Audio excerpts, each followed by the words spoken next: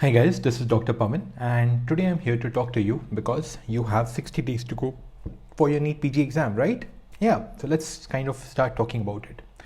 Okay, so let's remember that particular day, let's say 1 year back, or maybe the day when you decided that you wish to prepare for this NEET PG exam. Probably you heard somebody who had got a really good rank and then you made your strategy, you know what, yeah, this is how I'm going to do, this is how I'm going to plan, and then I'll be able to achieve my goal of securing a very good rank on the NEET PG exam. Probably you made a plan and you said that, you know what, this is exactly what I'm going to follow and this is what is going to get me the goal of, let's say, getting rank within first 50 or first 100 in the NEET PG. Probably things did not go the way you had planned, right? Maybe you did very good in between, maybe you did a bit not that good in between, right? And you had that particular wavered path, and then you have reached to a point where you are very close to appear for this NEET PG exam, right? And you have this particular time, which is of around 60 days, and you have to go and appear for this particular exam. So for this, do I have some advice to give you? No, I don't have any advice to give you. All I have is a couple of suggestions. Okay, now these are the things which, this is how I see the world, or how I have understood things, or how I have got the feedback from the students over a period of time, their experiences and all those particular stuff. I'm just going to share a couple of things with you based on whatever the experiences I have seen people go through. Okay, now the first thing which you need to do is you need to be true to yourself. Now what do I mean by that? Now we can lie to the world, we can tell the world that, you know what, I'm very well prepared, or oh, I'm really not that well prepared, I'm really scared, or something like that.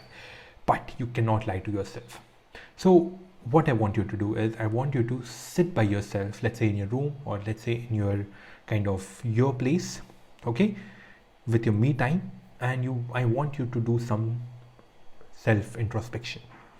So this particular act will give you the understanding where you stand. It will give you the understanding of, okay, this is my good subject, this is my strong subject, this is my weak subject, this is what I should do, or this is what I should not do, or something like that. Okay, so this is very, very important. You have to be true to yourself.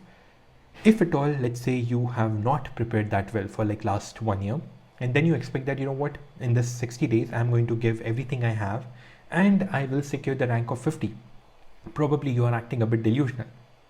And sometimes you feel that, you know what, you actually know many things, but just because you did not fare well in that particular grand test, you feel that, you know what, the game is lost.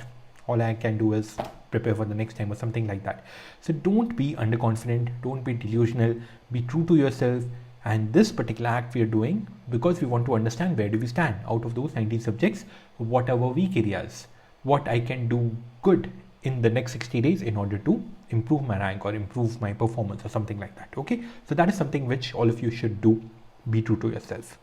And then you need to take a deep breath and see things clearly. So that's what I was trying to tell you, that if you are, some people are not that well prepared, but they feel that, you know what, they are very well prepared, they are going to do very well. And some people are like, oh my god, it's a doomsday scenario, but frankly they know a bit, like they know quite a bit, and they are actually a good students, but they feel that, you know what, nothing is going to happen, I'm not going to secure any rank, or something like that. Do not do that. See the things as they are. If at all that's too good, it's good. If at all it's too bad, it's okay. The game is still not lost. Now here, another thing which I'm going to trying to tell you is that, let's say if at all you are a very good student and you had secured a very good rank in all your grand tests, let's say within 100, 150, whatever, but the game is still on. Your aim is not to secure a good rank in the grand test. Your aim is to secure a good rank in the final exam. So the next 60 days are very, very crucial for you as well. Even if you are well prepared, even if you are a very good student, still the next 60 days are really important for you. So please be focused. Don't let things loose on the last day. On the similar manner, if at all, let's say you are not that well prepared, there's still 60 days. Probably you can do things and probably you can still get a decent rank, so that you end up getting your dean branch at some good college or something like that. Okay, so yeah, the game is still on. Just stay focused, just see things clearly as they are. Do not over exaggerate or under exaggerate the situation. Now this is something which is again very, very important. What I have seen is that we all promise ourselves quite a lot of things, right? So you would have promised yourself quite a lot of things in the last year, which few of them you would have been able to achieve, few of them you wouldn't have been able to achieve. So to a certain extent, we all have some amount of disappointment with ourselves. And if at all that particular disappointment is very strong, that sometimes pushes you into a negative zone. Okay, so you are actually a good student, but let's say due to some reason, let's say some personal reason or professional reason, something like that, you were not able to devote an adequate time or adequate efforts in order to achieve things what you have promised. Okay, so it's life, right? Life happens. So sometimes you are not able to achieve what you basically promised, right? So what happens is, just before the exam, they go into the negative kind of zone and they feel that, you know what, this particular attempt has been lost. All I can focus on is the next attempt, next year, or something like that. Don't do that. And they don't want to waste their time. Obviously, nobody will try to waste their time just before the exam or something like that. But what they do is they try to rationalize those particular things unknowingly, literally unknowingly. What they do is they binge watch sometimes Netflix. They try to see some underdog stories on the Netflix, which makes them feel good, which gives them hope, and they kind of do that. It's strange, but yeah, I have interacted with students who basically say that, okay, this basically happens. Then what you need to understand is that sometimes you go to the YouTube to binge watch things. Why? Because there are too many educators. They are trying to tell you that, you know what, these are the most important topics, or, you know, this is what you can do in the last 60 days, like I'm trying to tell you, right? So it's okay to watch whoever you resonate with, whom you kind of follow, whom you feel that might give you a good advice. But wasting, let's say, 6 years trying to see every strategy video on the YouTube, not a good idea, not at all a good idea. They all are going to tell you more or less the same thing. It is just the way they are trying to tell you is a bit different, right? So don't binge watch things. And even if you, let's say you are watching the revision, let's say somebody has taken 6 years of rapid revision of surgery or something like on YouTube, it's okay. That is going to be helpful for you if at all you have already revised your own stuff. Okay, so let's say if at all you are a very decent student, you have already revised surgery, let's say a couple of times, 2-3 times or something like that, it's okay for you to go and watch that particular 6 hour video, that's fine. But if at all you have not read your basic surgery also once, and now you're thinking that, you know what, let's go and watch that 6 years of rapid revision of surgery, that will help me securing a good rank. No, not really, that's not going to help. So you might rationalize this particular binge watching, but don't do that. Okay, so see, let's say if at all you wish to revise congenital hypertrophic pyloric stenosis, right? It is better for you to go back to your notes or whatever the resource you had made. I hope that all of you had made 19 resources from where you were going to read for the next 60 days or something like that. You would have consolidated everything, whatever you have read, into that particular place, and now you're going to read through that. I hope that. So it's better for you to revise those particular topics from those particular notes rather than listening to somebody teach them for the first time or something like that. Am I making some point over here? So you have to find a perfect balance. Don't put yourself into the binge watching those particular stuff. Stay away from social media. Today, the social media is a bit more addicting with the shorts and everything. Don't do that. What happens is, many times students sit with books, sit with whatever. They send for like a couple of hours, but at the end of the couple of hours, the output is very, very minimal. Probably because they get distracted. They go to, let's say, Insta or something like that, and then they binge watch it. It's very easy to slip down through this particular route. It's very simple. It's very basic. Anybody will tell you that, you know what, exam before, just stay away from social media. But I just need to emphasize on this particular point. Don't binge watch Netflix. Don't binge watch YouTube. Stay away from social media a bit. It's okay if you kind of watch it for, let's say, 15-20 minutes to take a break or something like that. But do not binge watch. Do not rationalize things by saying that, you know what, it's helping me prepare for my exam. No, it might help you if you have already read things in a good manner beforehand. If you have already revised your notes 3 times, it's still okay. And that too from one educator. Don't try to see the rapid revision from all the educators. Follow the educator with whom you resonate with, that's fine. But just stick to one, because more or less all of them are going to kind of cover the similar things and the similar topics. Don't waste your time. Your time is very, very precious. Coming to this particular point, show up every day. Very important. So probably you read for 16 hours yesterday, right? But today morning you got up, you're not in a good mood, and you said like, oh, not in a good mood. Let's go out and let's watch Netflix, or let's watch a movie or something like that, and probably in the evening I'll read or something like that. Not cool. Okay, it's cool if you are reading. Let's say you're just starting to prepare for the next year, that's fine. You can take breaks. But for this next 60 days, you have to show up every day. Don't burn out yourself. Don't read for 18 hours in one day and the next day you are not in the mindset to read at all. Assess yourself, but I would suggest 10 to 12 hours of every day. It's kind of fine. At least for next 60 days, you have to do that. And you have to show up every day. There should be no skip day. There should be no day where you are really backed down. Okay, obviously there are going to be the days where you are not feeling like reading, but that is the fight. You have to pull through it. You have to put yourself into a correct mindset in order to able to read on every day from today till your exam. That is very important. Showing up every day is very underrated. It is very important, and it can actually like make miracles happen. So do that. Very important. Okay, now surround yourself with your tribe. Now this is especially important if you are staying away from your home and trying to prepare for the NEET PG exams. Many students travel to Delhi and other places in order to prepare for the NEET PG, and they're away from their homes, they're away from their home ones. And last year you would have had so many experiences. Somebody would have ditched you, somebody would have betrayed you, and all this particular stuff. I'm not talking just about the girlfriend, boyfriends, even friends. Yeah, many things happen, right? It's life, right? So you might be in an emotionally vulnerable state as well at this point of time. So what you need to understand is that you have to find your tribe. Now, what do I mean by that? So what I mean is an inner circle, like the people who really from the bottom of their heart want to see you win, want to achieve, or want to see you achieve what you basically intend to achieve, right? I was trying to say, find your tribe. Now, who are these particular people? So these people might be your family members whom you are very close to. Mothers, yeah, they're always there to support you in anything you basically do. So yeah, find your tribe. Maybe you have a really good bond with your siblings. Maybe you have a really good bond with your father. I'm pretty sure that would be some or the other person whom you really trust, and who is your inner circle, who wants to basically see you win, right? Maybe maybe it's a family member, maybe it's somebody who you love, maybe who you, let's say, your friend, or maybe your girlfriend or your boyfriend or something like that. Find those are the real treasures. Those will be your support for those next 60 days. At the end of the day, we are social animals. We need the social interaction. We need that particular support. So, but that intent should be true. It should not be superficial. It should not be kind of just for the sake of doing something. Okay, very rare. If you have somebody in your life like that, that's a real treasure. Hold on to them. That is very important. So find your tribe, and that will definitely help you. Let's say if you don't have someone like that, at least stay away from the naysayers. At least stay away from the negative people. Stay away from the people who are trying to tell you that, you know what, you have not read nicely, you might not clear this particular time. Oh, it's not that easy. Oh, do you know how much competition is there? Oh, do you know how many people are going to appear for this particular exam? Screw them. It's okay. It's chill. Just stay away from these particular people and just stay focused on what you basically do. Your mindset is very important, because if you have, let's say, a couple of bad days or bad moods or something like that, it will definitely affect your revision plan.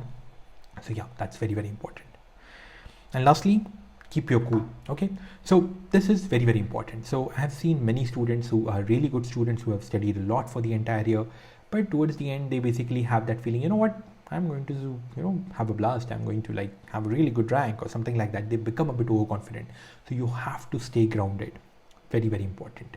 Till the exam happens, you have to kind of deliver yourself in a good manner. So please do that. In the similar manner, if you are somebody who is kind of struggling a bit, who have stumbled a bit along the way, maybe due to personal, professional, whatever reasons, the game is still on. Don't worry. Keep your cool. Just try to deliver what you can, and just try to make the best out of these next 60 days, how we will talk about it. Okay, and then all this pep talk was good to put you in the good mindset, to put you in a positive mindset, but most important is to have a definitive plan. And what do I mean by that?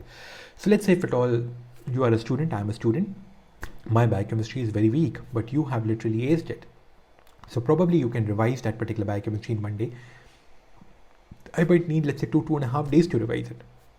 So this is what I'm meaning by a tailor-made plan.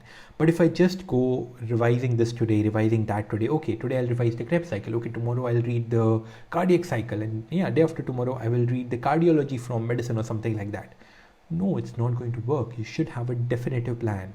Now, being systematic is very important. So what I would recommend to you is, when you are self-introspecting, when you're being true to yourself, having one-on-one conversation, when you are sitting in your happy place and you're having a conversation with yourself, take a chart paper, take a pen and paper, and jot down what are you going to do in the next 60 days. I will give you my plan, that's fine, but that's just my plan. You can tailor made according to you. And this will be a tailor-made plan. So let's say if at all you're really good in surgery, it's okay. Even if you revise surgery in one day, it's absolutely fine. But let's say if at all you're not that good in biochem or something like that, spend a bit more time on that. So that is the answer you're going to get only when you are actually true to yourself. Another important thing is that as humans, we all try to avoid pain, right? We don't like pain in life, yeah, obviously. Maybe personal life, maybe professional life, anywhere. So what you need to do is that we tend to revise topics which we already know. The topics in which we are strong, we tend to revise that. Not the correct way. Start from your weakest topics, start from the topics which you don't know, and then go towards your stronger topics. So this is something which is important. This will come in your definitive plan. So jot it down, put it on the pen and paper, and that is what is going to help you in staying focused. Now, how do you do it? Like, what do you do it? Now, I would tell you that revise 3 times, revise 5 times before the exam. Not possible. Again, my suggestion, you can take your own take, that's fine. But I would recommend you, or I would rather suggest you that, you know what, you can have 2 good revisions before your exam. So first revision can be completed in, let's say, 35 days. The next revision you can do in, let's say, 20 days. And when you're doing these particular revisions, so how do you do that particular revision? Okay, so obviously, as I told you, that you would have one resource from where you kind of read it, put that on your kind of systematic plan, 35 days. Okay, biochem 2 days, surgery 2 days, anatomy whatever 1 day, blah blah blah. Complete it, write it on the pen and paper in front of you, stick it, whatever you want to do it with that, and then stick to it. Try to stick to it to the maximum, and you will stick to it, I'm pretty sure. Do that. By the end of 35 days, again restart. Now, some say that, you know what, revise side by side. No, I won't recommend that, because your human mind is very nice, right? And it's not that you're reading it for the first time. You have already read these, you are just revising stuff, right? So it will stick to you. Don't worry about it. And what I would recommend to you is, what I used to do is that I used to have a big chart paper when I'm revising, like in my final stages of revision. What I used to do is I used to just scribble things. Let's say I'm reading general surgery and I have a confusion in the Southampton classification. I used to just write it down, just scribble it down. No good handwriting, nothing, just scribble it down in your own kind of code words or something like that.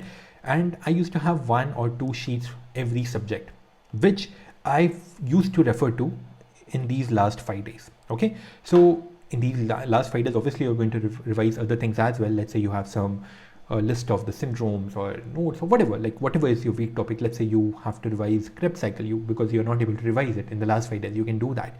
But along with that, when I used to revise like my 2 revisions or something like that, I used to have that particular sheet where I write only the things which I usually forget. So maybe it's some pressure, maybe it's some formula, maybe it's some numerical value, or maybe it's some, you know, classification system or something like that. I used to write it down over there. That might help. So I would suggest 2 revisions, last 5 days, keep it for yourself, take it things a bit slowly, but show up every day. Till the day before the exam, you have to show up every day. You have to do what you intend to do. That tailor-made plan will be devised by you, but it has to be on the pen and paper. Otherwise, things just go in the air and they are never getting fulfilled. Okay, so that is very, very important. Now, revise common topics. Now, do not do. Okay, now before. What about the grand tests? Okay, so a very, very important question which the students ask me is that should we give grand tests in these particular days or something like that? The answer is no, because see, grand tests help you when you are preparing, or maybe if you want to give 1 grand test, let's say after your 1 revision, that's still fine. But don't give, let's say you did not give the grand test for the entire year, and last 60 days you are sitting and, oh, I'll give the 15 grand tests. No, not going to help you, because this is the time to revise your important topics. This is the time for that. So after, let's say 35 days, if you give 1 grand test, that's fine. After 20 days, if you give another grand test, that's still fine. But do not end up giving grand test again and again, because remember, your goal is not to give or not to score nice in these particular grand tests. Your goal is to score nicely in the final exam. So that is something which is very, very important, and always start with your weakest subject first. Now, revise common topics. What I mean by that? So you take any paper in this world, may it be USMLE, may it be NEET PG, any damn paper in this world. There are 80% of the commonly asked topics. So you take any particular subject. So let's say surgery, there are 80% of the common topics, and there are 20% of the very, very rare topics from where the rarely question comes. Okay, so don't try to focus on those 20% of the topics. Focus on the commonly asked topics. That is around 70 to 80% of the general surgery. Just focus on that, and that is what is going to help you I assure you that 90-95% of the questions will be in and around those particular topics only. If you are able to revise 80% of all the topics of all the subjects, the 90-95% of the paper will be in and around it, and obviously there will be 5% of the paper which will be out of that, but that's fine, that's still okay. Are you understanding? If you try to focus for those 20% of the topics, you might fail to revise these 80% as well, and your number of silly mistakes will rise very, very commonly. Common things, that is something which you need to revise first. Now, this is again very, very important. Trying to deliver what you know and do not underperform. This is very, very important. Now, I'm pretty sure that you have given many exams in your life, right? So entrance exams and your university exams and the grand tests and so many things, right? Now, how many times it has happened that after coming out of the center, you said that, you know what, shit man, I knew this. I did silly mistakes. Very common. Everybody knows that. Everybody you know have said this at one point of the time. What about the toppers, guys? Okay, so let's say somebody who has got first rank in the NEET PG. If you ask him or her that did you do a silly mistake, what do you think? What they will say? Even they will tell you that yes, they did silly mistakes, but the number of silly mistakes they do are, let's say 4, 5 or something like that. If these number of silly mistakes rise to, let's say 15, 20 or something like that, your rank will drop down to, let's say 1000, 1500, 2000 or something like that. And if at all your number of silly mistakes go to, let's say 30, 40, basically out of competition. Now, what I personally feel is that, let's say if you are not that a sincere student, or let's say you, due to some or the other reason, you are not able to read in a proper manner, and you deserve to get a rank of 2500 and you actually end up getting a rank of 2500, you have done a really, really good job. But if at all you deserve to get a rank of 500 based on your preparation and you end up getting a rank of 1200 or 1300 or 1400, you have actually screwed up, because you were not fair to yourself. You did not do justice to yourself. So this is something which I personally feel is a crime. Now, how you can avoid this or how you can prevent this from happening, very, very important thing is you have to be stable. You have to, be focused and be stable in your mind. What happens is that in the exam, there are so many questions, and there's one question from biochem, then there's one question from physio, and there's one question from surgery. Your mind tends to get a bit fatigued. And as soon as you see a common topic, or I have read this topic so many times, I know this is the answer, you tend to omit things and you try to skip things, and this is a point where you might do a silly mistake. So that is something which you need to understand. Even if you know that topic in and out, focus. Try to see what they're actually asking. Don't forget to read except. Many times towards the end of the question there is except. Don't try to forget that. Okay, so that is something which is very, very important. Yeah. And what about silly mistakes? Yes, you can definitely avoid it. So there are two ways of avoiding the silly mistakes. One is multiple revisions, multiple repetitions, but probably that is not a lot of time left for that. Another thing is by being stable, by listening, or by looking at the questions as they are and trying to answer what the examiner is trying to ask. So do not underperform, deliver what you know. That is very, very important. Okay, be true to yourself, be just to yourself. Because if you are not able to perform, what's the point of reading the entire year? What's the point of going through all that particular struggle? What's the point of putting yourself through those long hours of studying or something like that? So be fair to yourself. That is very, very important. Okay. Now this is your personality, right? I mean, there are few people who are very calm, very stable, who take things very nicely. There are few people who are like a bit on the edge and they get excited very easily or something like that. But it's a personality. You can train yourself. So for the next 60 days, have that positive affirmation. Tell yourself every day that, you know what, it's important to deliver. It's important to let the examiners know that you actually know these things. So this is what is going to help you. And lastly, I would end by saying this particular quote from Will Smith. It's not exact quote, but this just of that particular quote. So the whole point is that it all boils down to live in the present. So this analogy has been conveyed by Harsha Bhogle as well. When he talks about cricket, he basically says that take like whenever you play a kind of a match, it's not about number of overs or 50 overs or 20 overs or something like that. It's like every ball is one game. Okay, so you have to give your 100% to every ball. So in the similar manner, Will Smith says that, you know what, if you are trying to build a ball, focus on laying that particular brick perfectly. Because if you end up laying every big brick perfectly, you will end up having a perfect wall. So this particular analogy can also be applied for your NEET PG exam. So whatever the number of questions are there, don't think that, you know what, I'm going to do 95% of all the questions right. No, not really. Do not enter the exam hall thinking that. Enter the exam hall thinking that, you know what, I'm going to give 100% to every question which I face. So whenever you are on that particular question, just focus on that particular question. Zoom out. let other things kind of go. It doesn't matter last 4 questions you did not know at all. That's fine. This is a new question. It's a new day. Are you understanding my point? So give your 100% to every question in a good manner. That is what is going to help you. If you give your 100% to every question, it means that you have given your 100% to the entire exam. And hopefully by doing all these particular things, your silly mistakes will be to the minimal, and probably you might end up achieving what you intend to achieve. So that's all from my end, guys. Yeah, so that's just my suggestion. You can take things what resonate with you, what you feel that they're right and they might help you or something like that. And lastly, I would just say best luck to all of you guys, and let me know how your exam goes, and see you soon. Bye bye, take care, have a nice day, happy living, happy studying.